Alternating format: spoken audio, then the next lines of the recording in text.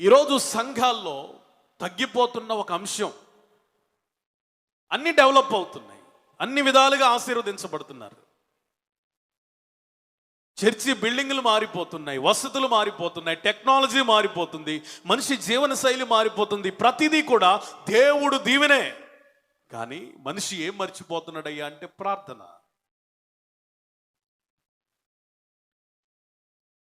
నేను అంటున్నాను, దేవుని రాకడ కొరకు మనం సిద్ధపరిచేది, మనల్ని శక్తి గలవారమగునట్లు నిలబెట్టేది, ఈ లోకంలో మనల్ని పాపం చేయకుండా కాపాడగలిగేది ప్రార్థనే. ప్రార్థనే. ఈ భూమి మీద కనీసం మనం 1 గంట కూడా ప్రతిదినం ప్రార్థన చేయలేని జీవితాలు కలిగి ఉంటే, యుగ యుగాలు ఆయన సన్నిధిలో ప్రార్థించటం, ఆయనను ఆరాధించటం, ఆయన సన్నిధిలో గడపడం అసాధ్యం. సంఘాల్లో నేటి దినములలో కొరవడుతున్నవి ఏంటంటే ప్రార్థనా జీవితాలు, ప్రార్థనా సమయాలు, ప్రార్థనా కార్యక్రమాలు, ప్రార్థనా కూడికలు, ప్రార్థనా దినములు. నేనంటున్నాను, మన తలాంతులు ఇవన్నీ అవసరమే, మన జ్ఞానం ఇదంతా అవసరమే, మనకు సమస్తం ఉంది, అవన్నీ దేవుడు దీవించినవి. అయితే నీకు ఒకటే లేకపోతే దేవుని సన్నిధిని ధైర్యంగా ఎదుర్కోలేవు, ఆయన ఎదుట శక్తి కలిగి నువ్వు నిలబడలేవు. అది ప్రార్థన. దేవుని ఎదుట నిన్ను నిలబెట్టేది ప్రార్థనే. ఒక అధికారి ఎదుట ఇంకొక అధికారి మాత్రమే నిలబడగలడు. అధికారం లేని ఒక వ్యక్తి నిలబడడానికి కూడా, కనీసం మాట్లాడడానికి కూడా సాహసం చేయలేడు. పోలీసులు మోహరించి ఉన్నారనుకుందాం, నువ్వు వెళ్ళిపోయే, సార్ ఎవరు వస్తున్నారని చెప్పు అడుగు, నిన్ను చూస్తాడే కానీ పెదవి విప్పి మాట్లాడి కూడా మాట్లాడు. అవసరమైతే నీకెందుకు పో అంటాడు. అదే తనతో సమానమైనటువంటి ఒక వ్యక్తిని రమ్మనండి, సార్ ఎవరు వస్తున్నారు అనగానే పూర్తి డీటెయిల్స్ అన్ని ఇస్తాడు. కారణం ఏంటో తెలుసా? మనకు అధికారం లేదు, ఆ వ్యక్తికి అధికారం ఉంది.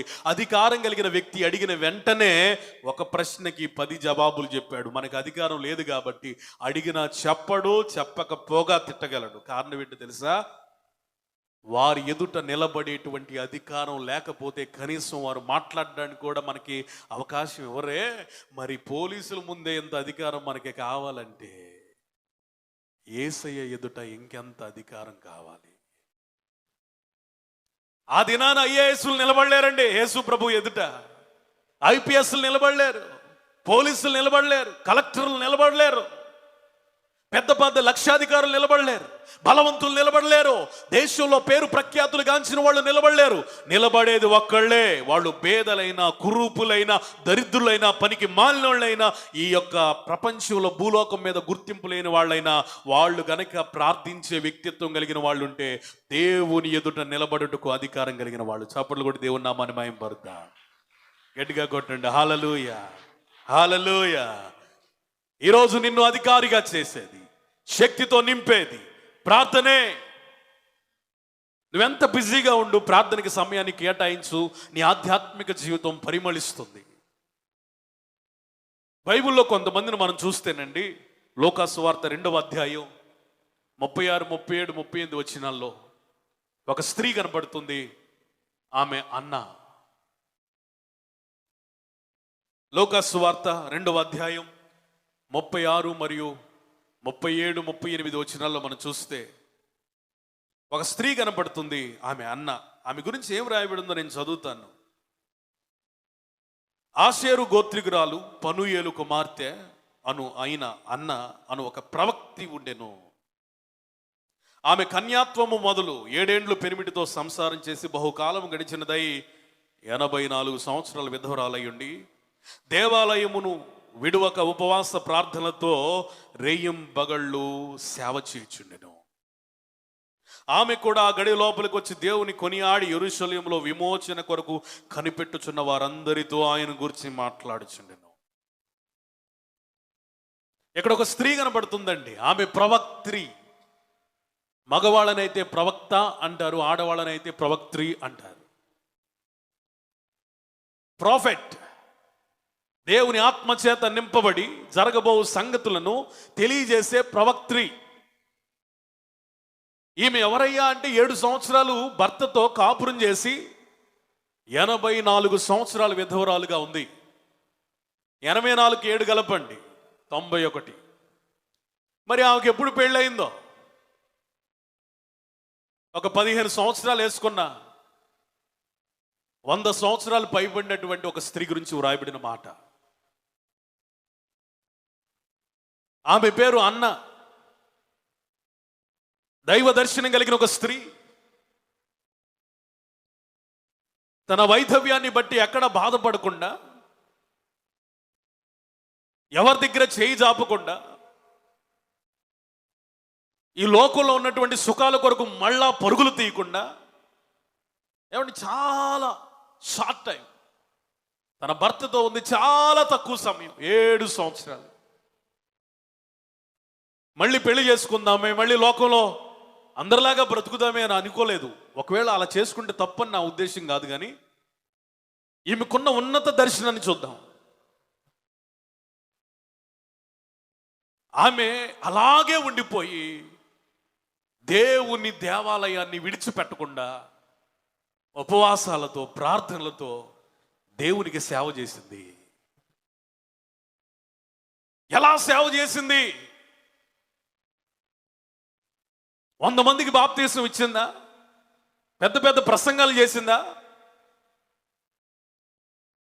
ఇంకేం చేసింది ఆమె? లేదు. Keep quiet. తన సేవ అమూల్యమైన సేవ. ప్రసంగాలు చేసేవాళ్ళు కనబడతారు, పరిచర్య చేసేవాళ్ళు కనబడతారు, తలాంతులు కలిగిన వాళ్ళు కూడా కనబడతారు. ఈ ప్రపంచానికి కనబడకపోవచ్చు, కనబడలేకపోవచ్చు, కానీ ప్రార్థనా పరులు మరుగై ఉంటారు. వారు రాకడ దినాల్లో ప్రత్యక్షమవుతారు. దేవునికి గట్టిగా స్తోత్రం చెప్పండి. హల్లెలూయా.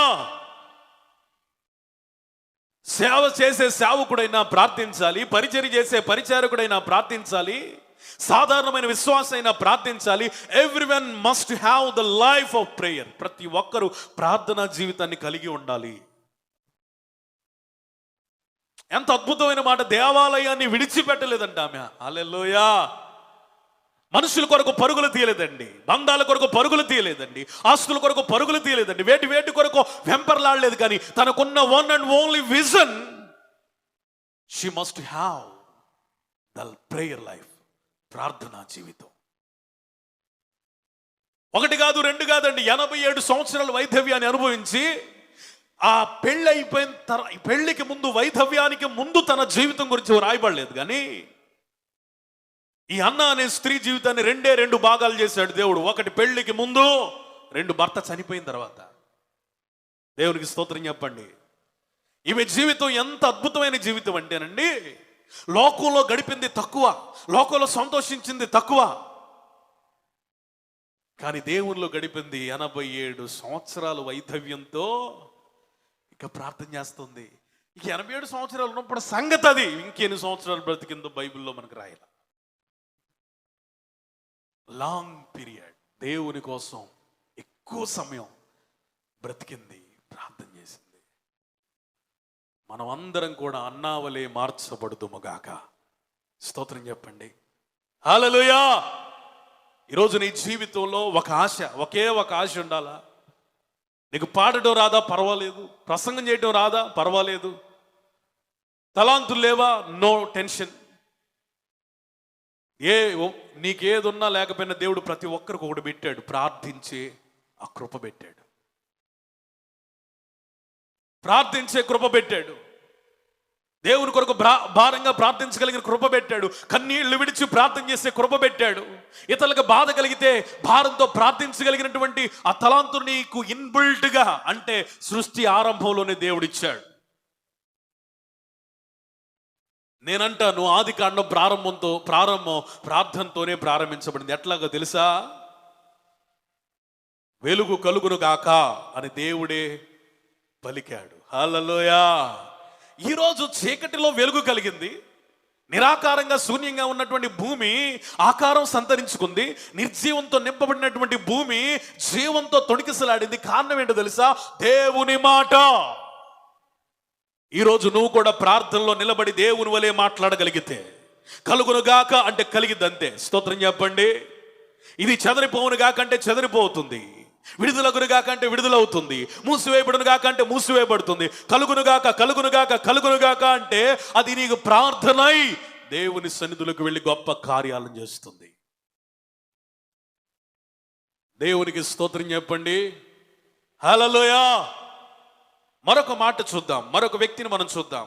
లూకా సువార్త కొలస్సీలకు రాసిన పత్రిక 4వ అధ్యాయం 12వ వచనం. కొలెషియన్స్ చాప్టర్ 4 వర్స్ 12. మీలో ఒకడు క్రీస్తు యేసు దాసుడు ఎపఫ్రా మీకు వందనాలు చెప్తున్నాడు. మీరు చూడండి, సంపూర్ణులను, ప్రతి విషయంలో దేవుని చిత్తాన్ని గూర్చి ఏంటమ్మా, సంపూర్ణ ఆత్మ నిశ్చేత గలవారునై నిలకడగా ఉండాలని మీ కొరకు తన ప్రార్థనలో పోరాడుతున్నాడు. ఒక ఆమె ప్రార్థనతో సేవ చేసిందండి, ఇంకొక ఆయన ప్రార్థనలో పోరాడుతున్నాడు. ఎవరైనా ఎపఫ్రా. ఎపఫ్రా ఎవరు? అపొస్తలుడైన పౌలుకి సహదాసుడు, జత పనివాడు, చాలా దగ్గరవాడు. ఆయన గురించి కొన్ని లక్షణాలు చెప్తూ ఆయన అంటాడు, మీలో ఒకడు క్రీస్తు దాసుడు, ప్రార్థనాపరుడు అయినటువంటి ఎపఫ్రా మీకు వందనాలు చెప్తున్నాడు. సింపుల్గా మీకు అర్థమయ్యే భాషలో చెప్పాలంటే సంఘ సంపూర్ణత కొరకు, సంఘ పరిపూర్ణత కొరకు, దేవుని రాకడ కొరకు, సంఘం సిద్ధపడుట కొరకు దేవుని సన్నిధిలో ప్రార్థనలో పోరాడుతున్న వాడు ఎపఫ్రా. ఈరోజు మనందరి బాధ్యత ఏంటో తెలుసా? మరి ముఖ్యంగా పరిశుద్ధతలో దేవుని రాకడ కొరకు ఎప్పటికే సిద్ధపడుతూ గురి యొద్దకు పరిగెడుతున్న ప్రతి ఒక్కరి యొక్క దర్శనం ఏమై ఉండాలంటే పడిపోయిన వాళ్ళు స్థిరపరచబడాలి. దేవునికి స్తోత్రం. హల్లెలూయా. గట్టిగా చెప్పండి హల్లెలూయా. సంతోషంగా చెప్పండి హల్లెలూయా. జాగ్రత్తగా వినండి. ఈరోజు ఎపఫ్రా నుండి మనం నేర్చుకుంటున్నటువంటి పాఠం ఏంటంటే సంఘ పరిపూర్ణత కొరకు ప్రార్థన చేయాలి. మనం యేసన్న గారితో తోటి దైవజనుడు ఆనంద్ జయకుమార్ గారు ఒక మాట అన్నారంట. ఏమండి అన్నా, వీడిలో ఈ లోపం ఉంది, వీళ్ళలో ఈ లోపం ఉంది, ఇట్లాంటి వాళ్ళు మనకి పరిచర్య చేస్తున్నారు, ఇలాంటి వాళ్ళు సేవకులుగా ఉన్నారు, లేకపోతే ఇలాంటి విశ్వాసులు మన దగ్గర ఉన్నారు, అయ్యో బాధ కలుగుతుంది అన్నాడట. అప్పుడు యేసన్న గారు అన్నారంట, గేదెలో పేడ ఉంటుంది, గేదె కడుపులో పేడ ఉంటుంది, పాలు ఉంటాయి. మనం పేడ జోలికి వెళ్ళదు కానీ పాలు పితుక్కుందాం. ప్రతి ఒక్కళ్ళు లోపాలు కలిగి ఉంటాయి, ఆ లోపాలతో మనకేం పని? ఆ లోపాలు వాళ్ళల్లో పోయి వాళ్ళు పరిపూర్ణులగినట్లుగా ప్రార్థన చేయి అన్నాడట. ఈరోజు మనందరి దర్శనం పడిపోతున్నారు చాలా మంది. కారణం ఏంటో తెలుసా? ఓపిక నశించింది. ఇంకెంతకాలం చేయాలి ఈ భక్తి? ఇంకెంతకాలం చేయాలి ఈ పరిచర్య? ఇంకెంతకాలం చేయాలి ఈ ప్రార్థన? ఇంకెంతకాలం వెళ్ళాలి ఈ మందిరానికి? ఇంకెంతకాలం అండి? మొన్న ఒక ఆయన దగ్గరికి వెళ్తే అసలు దేవుడి మీదే విరక్తి కలిగిందట. మరి ఏం జరిగింది ఆయనకి? కొంతమంది మందిరానికి రాబుద్ది కావట్లేదన్న, వద్దామని బయలుదేరుతున్నాను, ఆగిపోతున్నాను. ఏమైందో ఆయనకి? మొదట ఉన్నటువంటి ఆ ప్రార్థన అభిషేకం నీలో ఎందుకు లేదు? కారణం ఏంటి తెలుసా? ఓపికతో ప్రార్థించడాన్ని కోల్పోయాం. నీకేం కావాలా? ఓపిక, పేషెన్స్. విసుగక ప్రార్థించు అని అపోస్తలుడైన పౌలు అంటున్నాడు. పట్టుదలతో ప్రార్థించు, మాటి మాటికి ప్రార్థించు, సిగ్గుమాలి ప్రార్థించు, ఎడతెగక ప్రార్థించు. Praying without seizing. ఎందుకో తెలుసా? ఆయన వచ్చేటప్పుడు ఎవడు మెలకువగా ఉండుట ఆయన కనుగొనునో వాడు ఎత్తబడతాడు. స్తోత్రం చెప్పండి హల్లెలూయా. ఆయన వచ్చేటప్పుడు ఎవడు మెలకువగా ఉంటాడని ఆయనకు అర్థమవుతుందో వాళ్ళే ఎత్తబడతారు. ఈరోజు ప్రార్థన చేసేవాళ్ళు ప్రార్థన చెయ్యకుండా నువ్వు గనక వెనక జారిపోతున్నావంటే అర్థం ఏంటో తెలుసా? నీలో ఏదో పాపం, something in your life it's placed as a sin. ఒక పాపం నీ జీవితంలో చోటు చేసుకుంది, అందుకే నువ్వు ప్రార్థన చేయలేకపోతున్నావు. ప్రార్థించలేని ఒక సోమరిపోతుతనం ఆవరిస్తుంది. ఉదయాన్నే లేవలేవు, ప్రార్థన చేయలేవు, మోకాళ్ళు వేయలేవు, ప్రార్థనకు ఒక సమయం ఉండదు నీ జీవితానికి. కారణం ఏంటంటే ప్రార్థన మీద నీకు అసహ్యం కలిగింది, ప్రార్థన చేయలేని ఒక మందత్వం వచ్చింది, సోమరిపోతు అయిపోయావు. పరిశుద్ధాత్ముడు ఈ దినమున సంఘాన్ని తట్టి లేపుతున్నాడు. ప్రార్థించే వారి కొరకు పరిశుద్ధాత్ముడు ఎదురు చూస్తున్నాడు. దేవునికి స్తోత్రం చెప్పండి.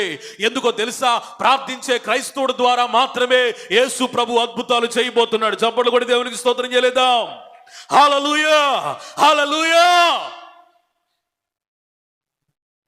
చెయ్యి, ప్రార్థన చేయి. ఎప్పటి వరకో తెలుసా? దీనికి టైం లిమిట్స్ లేవు. దేవుని రాకడ వరకు మనం చేయాల్సిందే. దేవుని రాకడ వరకు మనం చేయాల్సిందే. సంఘ పరిపూర్ణత కొరకు ఎపఫ్రా ప్రార్థిస్తున్నాడు.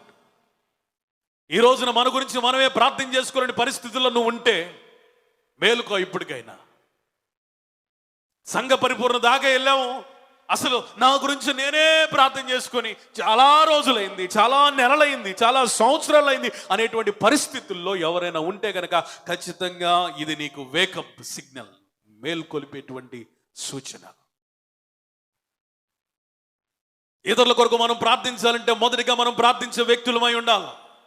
ఇతరుల కొరకు ప్రార్థించే భారం రావాలంటే మొదటిగా నిన్ను గురించి నీకు ఒక భారం రావాలి. ఇతరులను బాగు చేసేవాడు తాను బాగుపడై ఉండాలి. ఇతరుల కొరకు పోరాడాలి ప్రార్థనలు అంటే మొదటిగా తన గురించి తాను ప్రార్థనలో ఒక సరైన సిద్ధపాటు కలిగిన వ్యక్తి అయి ఉండాలి. ఈరోజు ఎపఫ్రా వలె సంఘం మారాలంటే మొదటగా ఎపఫ్రా వలె ప్రార్థనా జీవితాన్ని కలిగి ఉండాలి. ఆమేన్. స్తోత్రం చెప్పండి. నోరు రావట్లేదు ఆమెన్ చెప్పడానికి. సైతాన్ని కట్టేశాడా? గట్టిగా ఆమెన్ చెప్పు. ఆమేన్. వాడు భయపడాలి. ఎపఫ్రా ప్రార్థనలో పోరాడుతున్నాడు. మూడో వ్యక్తిని మీకు పరిచయం చేస్తాను. ఆయన పరిచయం అక్కర్లేని మనిషి. కొలస్సీలకు రాసిన పత్రిక 2వ అధ్యాయం 1-2 వచనాలు.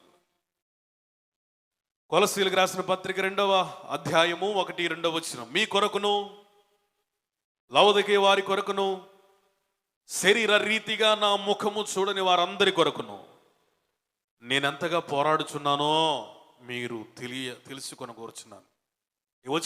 ఈ వచనం యొక్క అర్థం ఏంటో తెలుసా? సంఘాల కొరకు, సంఘములో వెలుపల ఉన్న వారి కొరకు, లేకపోతే తనకు తెలిసిన వారి కొరకు, తనకు తెలియని వారి కొరకు కూడా. పౌలు ఎంత భారం కలిగిన వ్యక్తి అండి. What a man of prayer. అన్ని యాంగిల్స్లో పౌలు మాదిరికరమైన వ్యక్తే. ఒక ప్రత్యక్షతలేనా, ఒక విశ్వాసమేనా, ఒక వైరాగ్యమేనా, వాట్ నాట్. ప్రార్థనలో కూడా, ప్రార్థనలో ఎలాంటి మాదిరి కనబరిచాడండి ఆయన? తెలిసిన వాళ్ళ కొరకు మాత్రమే కాదట, తన ముఖము ఎన్నడూ చూడని వారి కొరకు కూడా ప్రార్థన చేశాడబ్బా. ఎవరెస్ట్ శిఖరం అంత ఎత్తైన ప్రార్థన అనుభవం ఇది. నీకు తెలిసిన బలహీనతల్లో ఉన్న వారి కొరకే నువ్వు ప్రార్థించలేకపోతే తెలియని వారి కొరకు ప్రార్థించి ఆ భారం ఎలా కలుగుతుంది?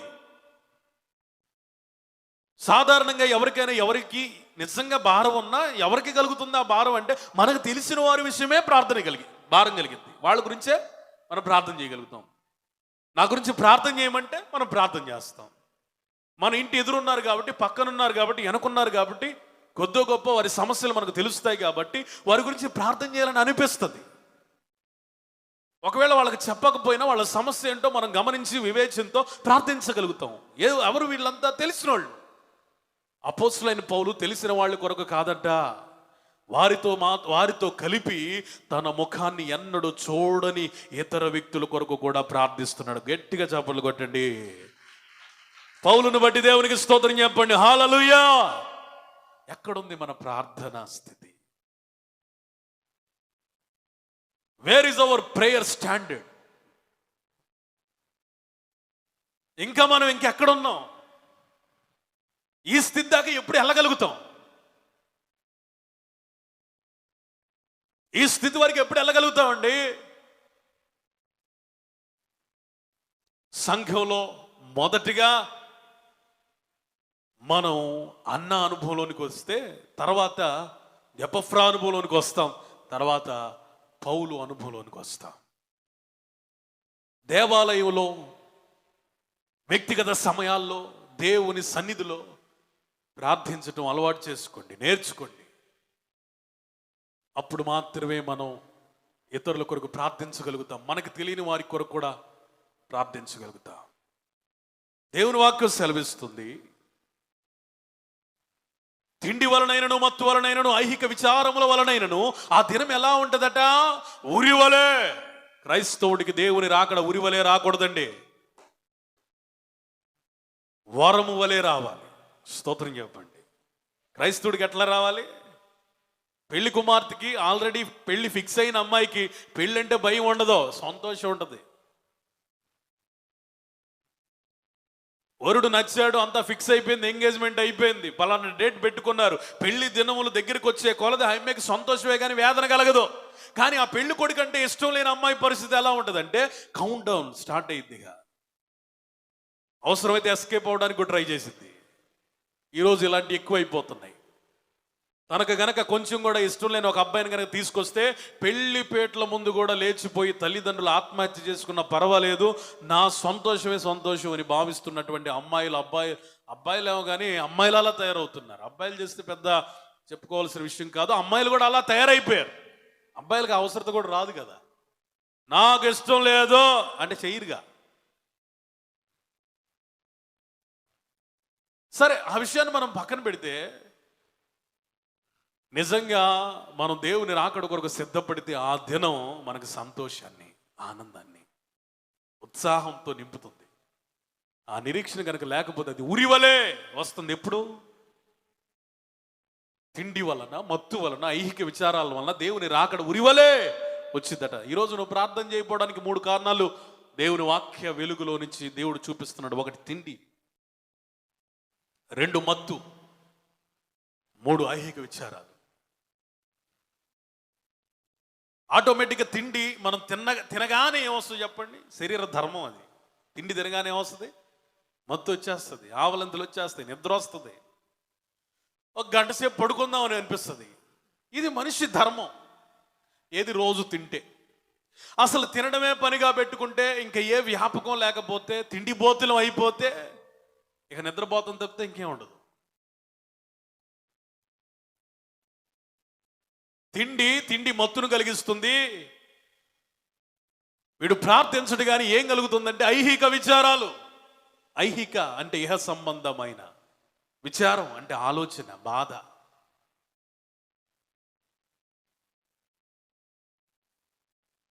దేవుని వాక్యం సెలవిస్తుంది, ఏమి తిందుమో, ఏమి త్రాగుదుమో, ఏమి ధరింతుమో అని వీటిని గురించి ఆలోచించొద్దు. వీటిని గురించి అన్యులు ఆలోచిస్తారు. దీన్ని ఇలా కొంచెం మార్చి చెప్తాను. ఏమి తిందుమో, ఏమి త్రాగుదుమో, ఏం ధరింతుమో అని వీటి గురించి ఆలోచించొద్దు. వీటి విషయమై మీ గురించి దేవుడు ఆలోచిస్తున్నాడు. దేవునికి స్తోత్రం చెప్పండి. నువ్వేం తినాలో ఆయనకు తెలుసు. నువ్వేం తినాలో దాని గురించి ఆలోచించొద్దు. నువ్వేం త్రాగాలో ఆయనకు తెలుసు. నీ దాహాన్ని తీర్చగలిగిన దేవుడు. నువ్వేం ధరించాలో ఆయనకు తెలుసు.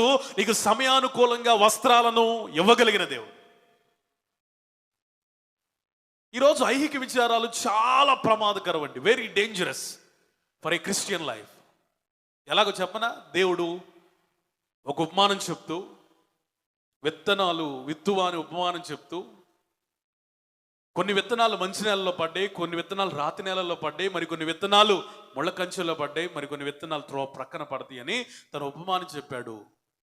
ఇందులో ఒక భాగాన్ని తీసుకుందాం. అదేం భాగం అంటే ముళ్ళ కంచెల్లో పడిన విత్తనం. దేవునికి స్తోత్రం.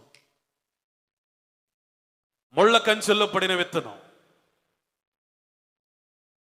ఏంటిది ఈ విత్తనం? ఎవరు ఈ విత్తనం అంటే, వీరట ఎదుగుతారు. ఎదుగుదల బాగానే ఉంటుంది. ఎదిగి ఎదిగి ఎదిగి ఎదిగి ఆగిపోతారు. ఎందుకు ఆగిపోయారు వీళ్ళు అని మనం ఆలోచిస్తే, ముళ్ళ కంచెలకి ఎదగనీయు. వాళ్ళ స్టాండర్డ్, వాళ్ళ ప్రార్థన, వాళ్ళ అభిషేకం, వాళ్ళ తీర్మానం, వాళ్ళ సమర్పణ అంతవరకే. ఇక అక్కడి నుంచి ఆగిపోయి ఆ ముళ్ళను దాటుకొని వచ్చేటువంటి శక్తి లేక అవి ఎండిపోవటం ప్రారంభిస్తాయి. వీళ్ళంట వాక్యం విన్నప్పుడు ఉత్సాహంగా దేవునికి సమర్పించుకుంటారంట. ప్రభువా నాతో మాట్లాడు, ఇక నుంచి పాపం చేయను, ఇక నుంచి ఎదుగుతాను, ఇక నుంచి ఫలిస్తాను, ఇక నుంచి తీర్మానం తీసుకుంటాను, ఇక నుంచి విశ్వాసంలో కొనసాగుతానని వాక్యం విన్న వెంటనే ఉత్సాహంగా దేవునికి తీర్మానం తీసుకుంటారట. చిన్న కష్టం రాగానే, చిన్న నష్టం రాగానే, చిన్న అవసరత రాగానే అవిశ్వాసులైపోయి దేవుణ్ణి ప్రార్థన చేయటం మానేసి ఇక నేనేం చేయగలనని ఆలోచించడం ప్రారంభిస్తారు. ఈ రోజున క్రైస్తవుడు ఎందుకు వెనకబడుతున్నాడు ప్రార్థనలో? తిండి, మత్తు, తర్వాత ఐహిక విచారం, ఇది very very very very dangerous. నీకు తెలియకుండా, దేవునికి తెలియకుండా నీ తలలో ఒక్క వెంట్రుక కూడా రాలదు. దేవునికి స్తోత్రం చెప్పండి. నా పిల్లకి పెళ్ళి ఎలా చేయాలి, ఇక ప్రార్థన లేదు, ఏం లేదు, ఇదే ఆలోచన. నా కొడుకు ఉద్యోగం ఎలా సంపాదించాలి, ప్రార్థన లేదు, ఏమీ లేదు, ఇదే ఆలోచన, ఇదే ఆలోచన, ఇదే ఆలోచన, ఇదే ఆలోచన. దేవుని మీద దృష్టించాల్సినటువంటి క్రైస్తవుడు వ్యాపారం మీద, విద్య మీద, ఉద్యోగం మీద, వివాహం మీద, అంటే ఇవన్నీ తప్పని నా ఉద్దేశం కాదు. నీ ప్రార్థనా జీవితం సైడ్ ట్రాక్ పట్టడానికి కారణాలు ఐహిక విచారాలు అయిపోతున్నాయి. ఎందుకు ఈ మాటలు చెప్తున్నాను తెలుసా? నువ్వు ప్రార్థన ఎందుకు చేయలేకపోతున్నావు? ఐహిక విచారం. ఒక మాట చెప్పనా, విశ్వసించువాడు కలవరపడడు. దేవునికి స్తోత్రం చెప్పండి. నీ మీద నీకు విశ్వాసం కాదు, మనుషుల మీద నీకు విశ్వాసం కాదు, దేవుని మీద విశ్వాసం ఉంచువాడు కలవరపడడు, స్థిరపరచబడతాడు. కీర్తనలో కీర్తనకారుడు ఒక మంచి మాట చెప్పాడండి. అదేం మాట అంటే, ఆ పట్టణంలో ప్రభు ఉన్నాడు కాబట్టి దానికి చలనం లేదు. కరోనా అయినా, తీగులైనా, రోగమైనా, రుగ్మత అయినా మన మధ్యలో దేవుడు ఉన్నాడు కాబట్టి మనకు చలనం ఉండదు. స్తోత్రం, హల్లెలూయా.